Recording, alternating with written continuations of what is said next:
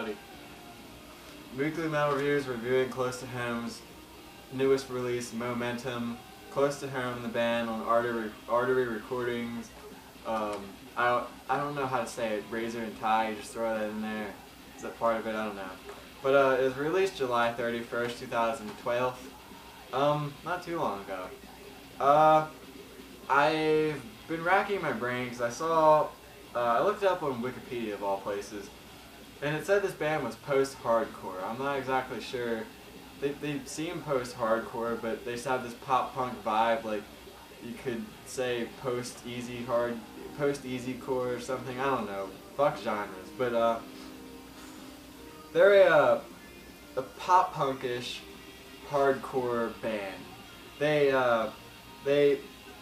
Alright, Andrew Deneve, their new singer, they parted ways with Nick. I'm not sure how, why, what happened, but Nick was not in the band, the singer of on Never Back Down. But they got Andrew Deneve. Very cool guy. I bought this album that they're Scream It Like You Mean It on their Scream It Like You Mean It tour. Saw this band. Alright, I'll have to say it's about them live. I feel like Andrew was not the best. I'm not sure if it was just because he went the whole tour and we were on the second to the last date, or he just was tired because they just woke up before they played, according to them. But all in all, I met Andrew, really cool dude. Anyway, Andrew is the new vocalist. You can tell right away by the first song. Well, they have an intro song, but then their first song on their track number 2, he has a very, you know, pop-punkish voice, to say the least. It's very pop-ish in a way, but at the same time pop-punkish. It's very catchy, to say the least. This whole album is very catchy. It's not the most technical, it's not an album that I just want to throw down to, like Malevolence or My Declare War, an album that I just want to have sex to, like anything from the band Down, or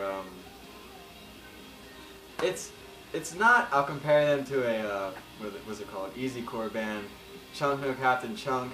It's not as, I don't know, it's not as hardcore, it seems, as their last one. It's very, a lot of clean singing, which I have no problem with. Andrew has a very lovely voice on this album. Very not, it's very pop-punk sounding overall, in my opinion. Just the riffs, the drumming, it's very pop-punkish with a slight hardcoreness to it because of the breakdowns and the screaming vocals. I think Andrew does a pretty decent job for his screams. I don't think they're too bad. I kind of like him. They're actually pretty cool, dude. Josh Wells is a cool dude. He is a guitarist along with JJ something or other. I just remember him as JJ. They write some cool shit on this album. Very, like I said, not the most technical, not the most brutal, not lacking though. It's very consistent. It flows very nicely. I know a lot of people say that. It flows from one song to the next. The whole song is just one song the whole way through. There's no really off-the-wall transitions. It's very well written. It's from the beginning of the song to the end of the song, it just really keeps you listening, and there's no parts where it's like, what the hell, that doesn't belong, or that just kind of sounds off at some point, you know. It's like, what the hell is that? Especially, fuck, what is this song? Track number 3, fuck, I'm missing the song, what is it? Pirates Belong at Sea. Pirates Belong at Sea. When, Andrew says, just follow the leader, that part when he's screaming, it's so, just the guitar parts of that are so, like, very catchy. You know, this is a very catchy, band guitar-wise and lyrically. As for the drummer, sorry, the name slipped my mind right now, but, you know, by all means, not bad drumming at all. It's very largely average, I would say. It's not blast beats all over the place and double bass out the ass, but it's still very nice. It complements the music perfectly. That's one thing I really love about this band. Musically, sure, they're not the Faceless by all means, but who gives a fuck? They write the most catchy, most flowing, most just beautifully written music sometimes. It's very, because I like pop punk, and I like post-hardcore bands, but, you know, their breakdowns even fit perfectly. It just goes with the music. One song is all just so well written. It just all flows completely, just perfectly. There's no parts that don't fit, but the only slight complaint I have about this album is, from beginning to end, I could sit there and listen to it, and before I know it, it's just over.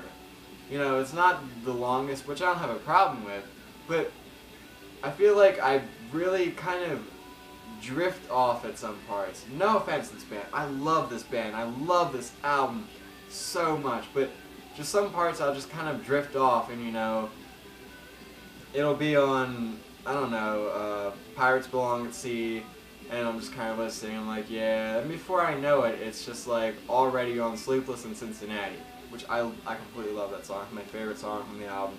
But yeah. Also, one thing I thought it would be really cool to mention, the story about their bassist. I forget the exact cause of death. I'm thinking it's cancer, but a long time ago, they had a bassist, and he got very ill or had cancer, and unfortunately he passed away.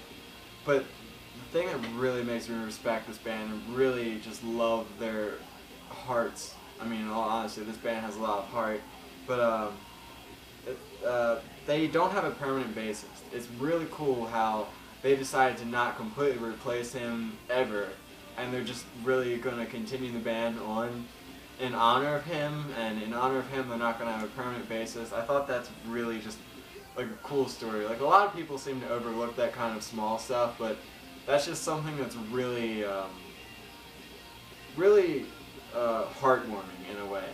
It's just to take a moment and say this is really cool of them to do that, and you know, that shit gets overlooked a lot, but it's really cool, and I'm sorry for the loss, but that's just something really cool. All in all, I think this album just flows from beginning to end, and I really enjoyed it. It's just like, I don't know, it sounds so amazingly put together. That's the best way I can say it. The production is awesome. Any music they write just flows so nicely, and I love it. It's such an amazing album. For people that like this kind of music, that is. I really think it's a good pickup for anyone that likes this. But to wrap this whole review up, the band Close to Home, the album Momentum, very good album. I'd have to give it a 8.9 out of 10. 8.99. Fuck it. I'll give it a 9 out of 10. Definitely go buy it if you like this kind of music. But that'll be all. I will catch you guys on the flip side.